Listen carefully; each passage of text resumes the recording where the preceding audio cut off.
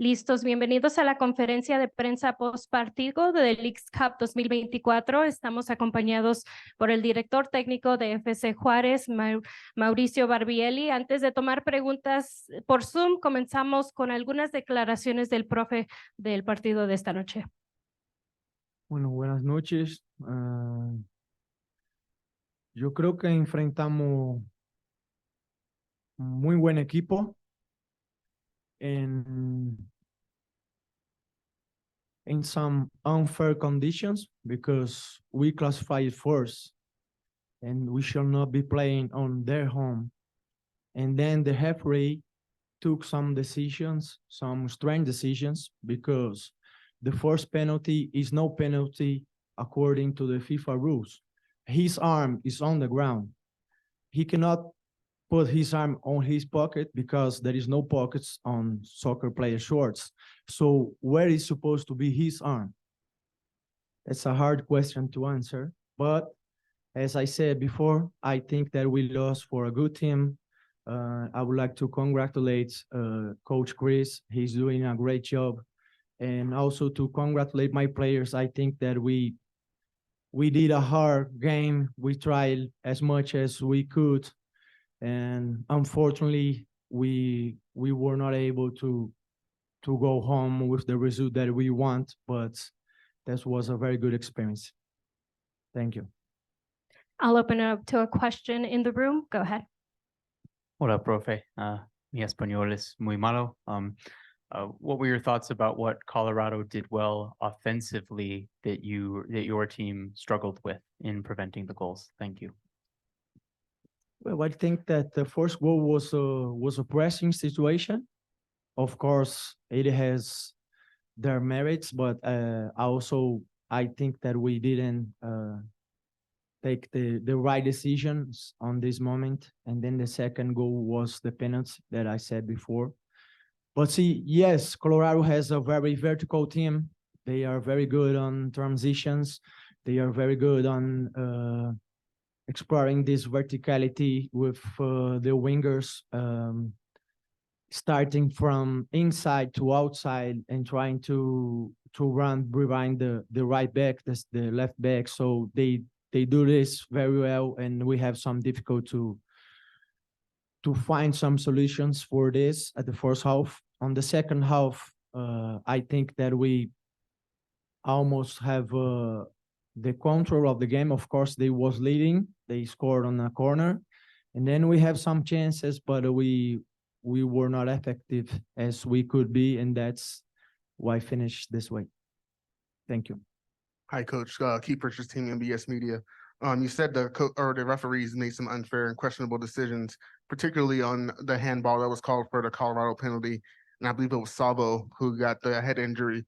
Did they give any specific reason why the penalty was given or why it wasn't a foul on Sabo? I think that in the starting of the play, there was a foul on Dieter, clearly, but he didn't call. And then the penalty, as I said, it's not me who is saying, it's a FIFA, it's on the rules. If you are with your arm on the ground, it's the only way that you can slice is with your arm here and on the ground. And that was what his arm was. And then some calls that he didn't make, because Calvo left the pitch bleeding. And where was the checkout? Why? He could have left ball, and then some other calls. But I'm not saying this to try to put Colorado down. It's all the other way. As I said, they have a very good team, and we try to do our best. But I think that we made a lot of mistakes, and then those calls certainly didn't help us at all. Thank you. Are there any other questions? Okay, I will continue and ask some questions online. Jacqueline de Fox Sports. Mauricio, ¿qué opinas del arbitraje que se dio en este partido y cómo serán los próximos días para el equipo? Bueno, yo creo que ya dije anteriormente, yo creo que el arbitraje no tuvo a la altura del partido. Yo creo que eran dos grandes equipos, pero tuvieron demasiadas cosas que fueron muy raras. En un choque de cabeza en el primer tiempo, nuestro jugador se quedó fuera 4 o 5 minutos. Y después hubo un choque de cabeza en el segundo tiempo y el árbitro dice que es un choque de cabeza y el protocolo dice que hay que examinarlo. Y el responsable por examinar no examinó el jugador de Colorado. Y él en 30, 40 segundos estaba dentro de la cancha de nuevo. Y bueno, eso no me parece que sea justo. Yo lo que quería que las cosas fueran iguales a los dos lados. Hay el tema del penal, hay otros temas. Como ya dice que Calvo dejó la cancha sangrando. Bueno, no es posible que él mismo se cortó, ¿no? Hubo algún golpe, hubo alguna cosa y no la checaron. Eso me pareció raro.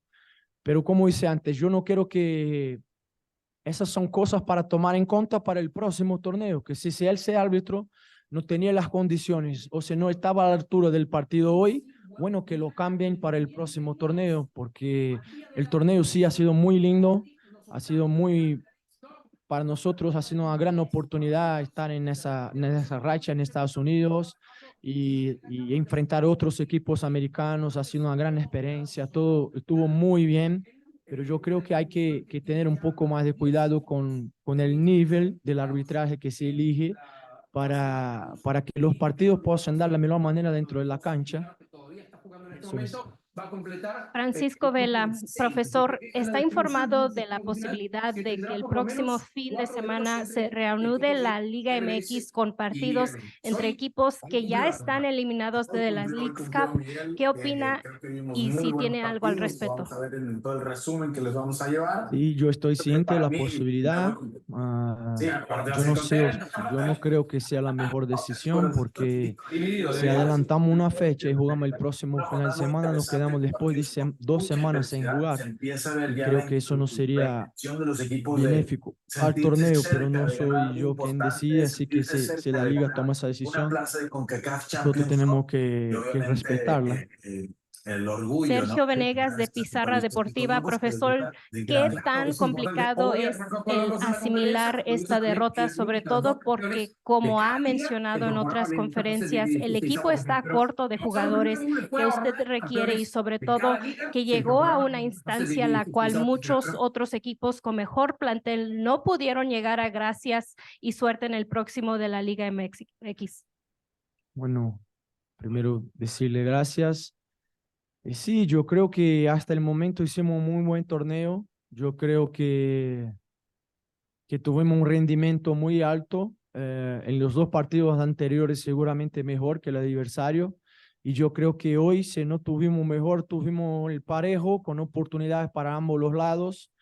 Y creo que desafortunadamente algunas cosas, como ya hicimos, las decisiones empezaron un lado u otro, pero también tuvimos oportunidades y cometemos errores que no se puede cometer en una fase como esa, a regalar tantas oportunidades a un adversario calificado como es Colorado. Listo. I'll take the last question here and we'll close it out. Don Pablo Rapadrant, Coach, thank you. Sorry about my Spanish. Do you think there should be more neutral site matches so the lower seeds don't host the higher seeds such as Juarez? Yes, I think that this would be more fair, because we have to travel. They didn't.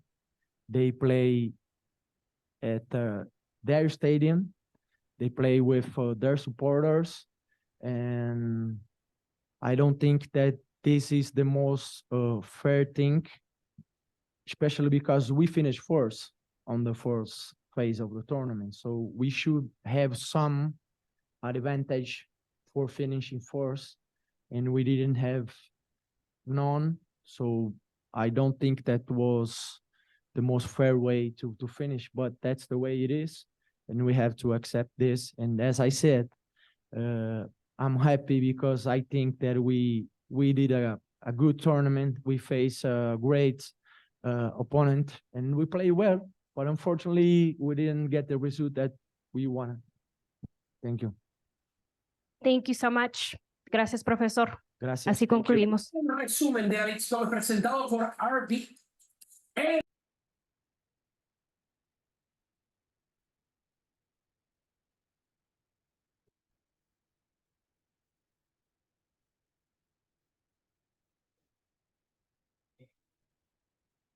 Long game or a boring game? A lot of minutes there. It was a long game. It was definitely not a boring game. Alrighty, thank you for joining us in the Leagues Cup 2024 post-game press conference. We are joined by Colorado Rapids head coach Chris Armas. I'll now open it up to questions from journalists here at Dick's Sporting Goods Park, and if we have time, I will take a few from those on Zoom. Braden Nurse with Braden Nurse for the Denver Post. Johnny scored again. He won that penalty. Just what have you kind of made of his importance to the team, especially in Kevin's absence and just his run of form lately? Look, you know, as the coach, you hope that you can arm the guys with certain ideas and tools and how we play. But I give him a lot of credit because he had an injury that kept him out for a few months, and he just stuck with it. And the timing has worked for him to get injected into the lineup. And I think at this level, you need the door to open, and you have to run through it. So I think he's been dangerous. I see that he's committing to all sides of the ball, and this has been important for us. But he gives us that deep option. He runs, and he's comfortable in that final third. So I'm thrilled for him. He was important on the night for sure. Coach Keith Richards, team MBS Media. The press seemed to be working really good this match, last match as well. Even one of the goals was scored off of Navajo pressing.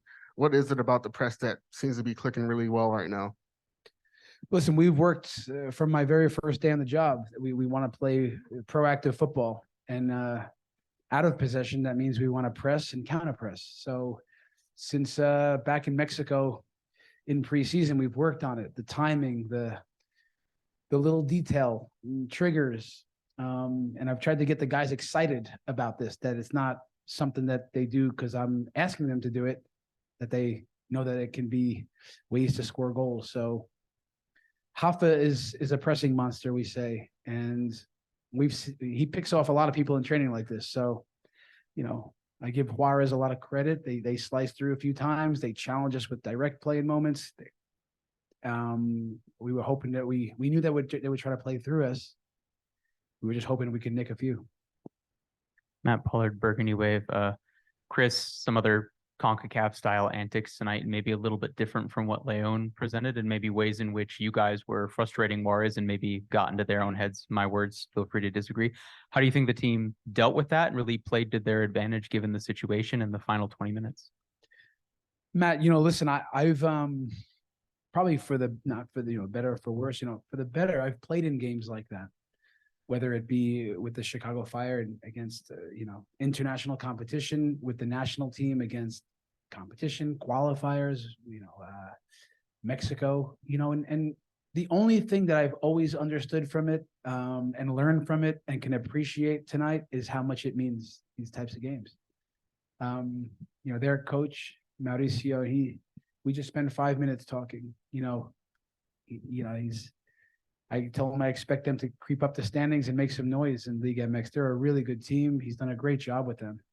And as much as some rotations and how they can use the ball and some diagonals, it's so hard to deal with that because they're pretty good at it. So the stuff that happens within the 100 minutes or so, if I would expect nothing less. Two teams that really want to move on, high emotions.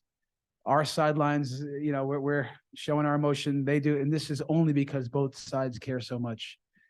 Professionals, gentlemen, every player, on their team, shaking hands. It's part of it. This Leagues Cup is amazing. It's a wild tournament, and it's been great for us to grow. And I think we're growing every single game out. We're learning a lot. These games will challenge you, stretch you, and teach you if you're paying attention. So great stuff for us. Hey, Chris, Vinny Benedetto with the Denver Gazette. Sorry if you touched on this Monday or earlier in the week, but what's the process been like to reintroduce Georgie to the lineup, and what kind of luxury is it to have him back from Paris? Yeah, listen, I give our club a lot of credit because some teams in the world didn't have to release their players to the Olympics, and we were willing to release two, him and Cole, and we knew that, yes, short term, we lose out on Georgie, although other guys get minutes in those times, which could be valuable in the long run. We knew Georgie would come back taller, better, bigger from that tournament. The way the Olympic team performed, tremendous. The way Georgie affected those games, some goals, you know.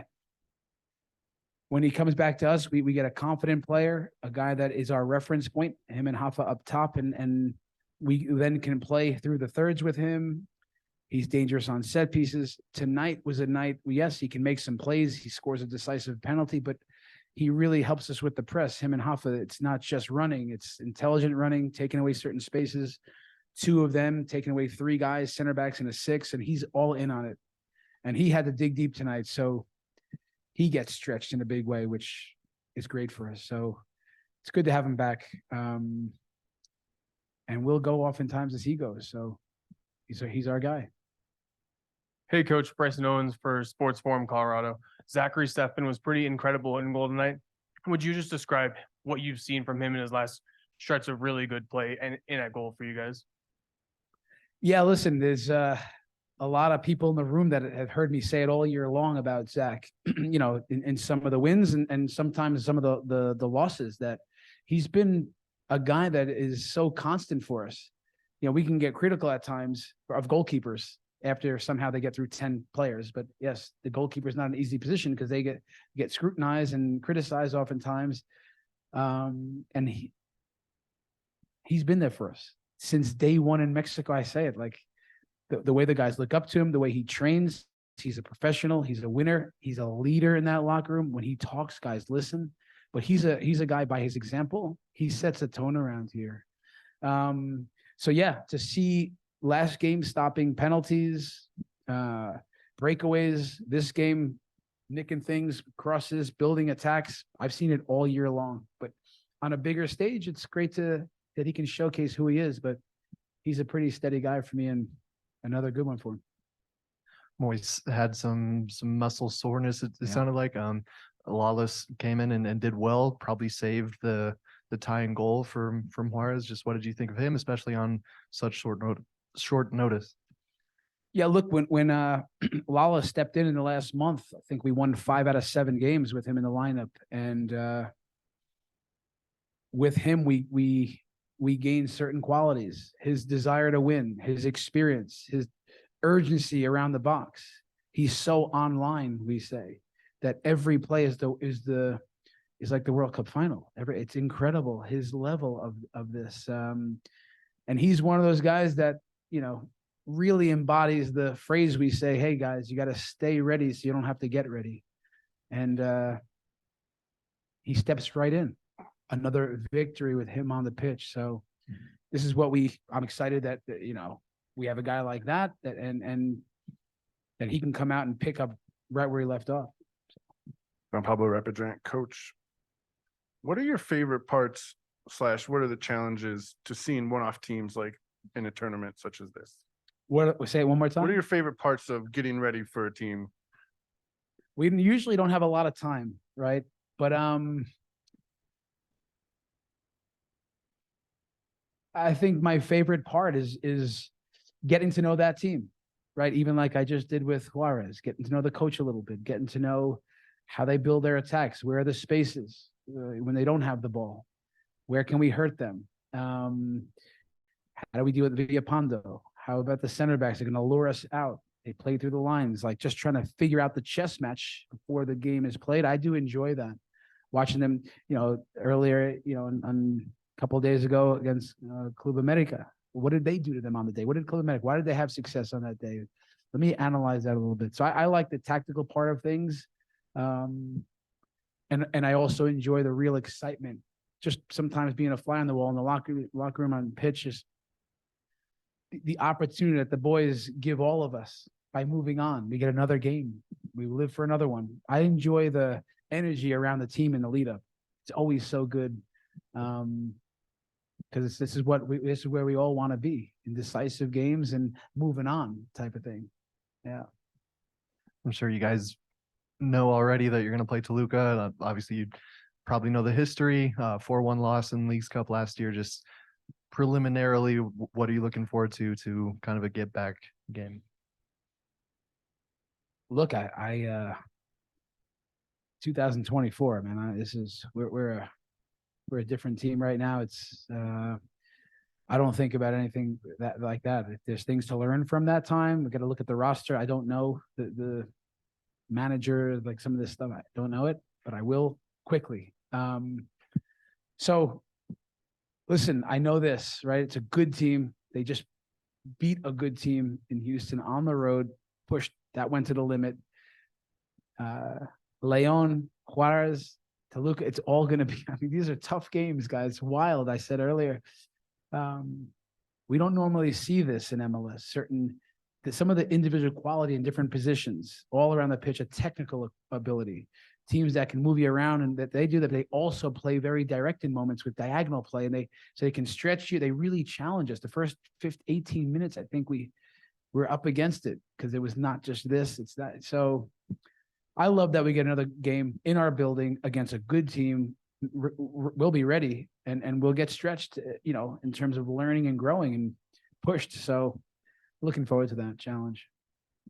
Chris, on that note, what have you made of kind of the atmosphere that the Mexican fans have brought? And, similarly coming off of the end of MLS play where RSL fans had a lot of, fans from your building, and there's a chance for that to go back and forth and maybe bring an energy that can be intimidating, but can help challenge the team. Well, the first thing I would say is,